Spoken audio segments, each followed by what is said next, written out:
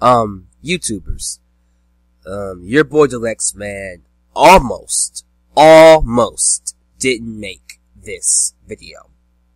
Because, at first, I didn't know what to say, but there were some things about the situation, even when I knew what to say, that didn't sit right with me.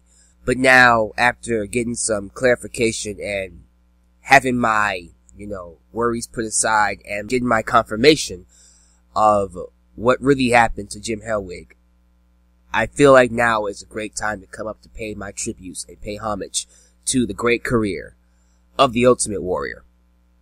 I want to read you guys his very last promo. I'm not going to read it word for word, but I'm going to read the gist of it because I want you to understand where I'm coming from. So, this past Raw, when he came out to cut his nostalgia promo, what would be his very last promo before he passed away, this is what he said. No WWE talent becomes a legend on their own. Every man's heart one day beats its final beat. His lungs breathe their final breath. And if what that man did in his life makes the blood pulse through the body of others and makes them bleed deeper in something larger in life, maybe he meant to say believe, but it sounded like bleed, then his essence, his spirit will be immortalized by the storytellers, by the loyalty, by the memory of those who honor him, and make the running the man did live forever. You are the legend makers of the Ultimate Warrior. This is where he points to the audience when he says this.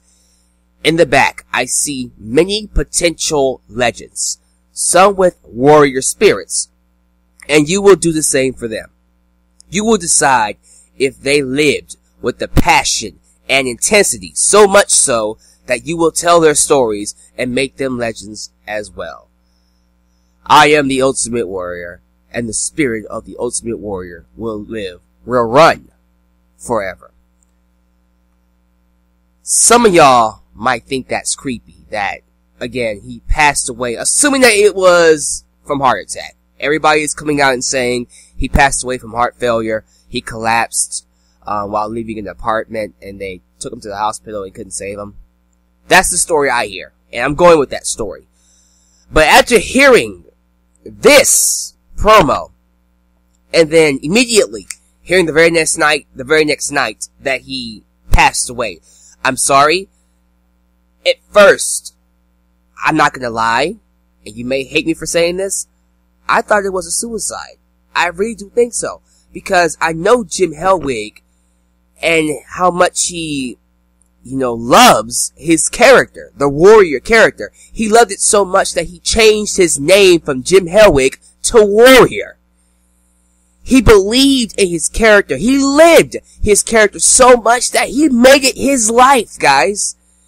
So to me, when I hear about, him cutting this promo, and then all of a sudden he dies the very next night, I'm thinking, okay, that's way too perfect. That's way too coincidental. Did he do it? Did he commit suicide? Luckily, it was announced that he didn't, and so I could look at it from a different perspective. I'll get to that in a second. But that's the reason why I didn't come up here immediately and talk about it like everybody else did.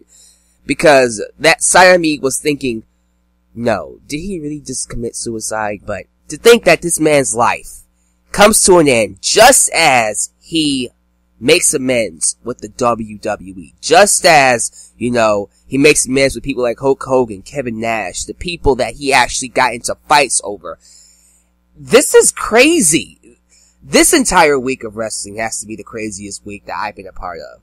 Taker's streak ending, the Ultimate Warrior, the Hall of Fame, and now him passing away the night after he cut this, eulogy. It's more like a eulogy of anything else, but this really, crazy promo on Raw. I don't have the words for it. But, with Ultimate Warrior passing away after coming around a full circle, after going through the hell that he went through with WWE and everything like that, I guess I can say that, in a way, it's a great storybook ending for the life of Jim Hellwig. And I think it's a great way to go out.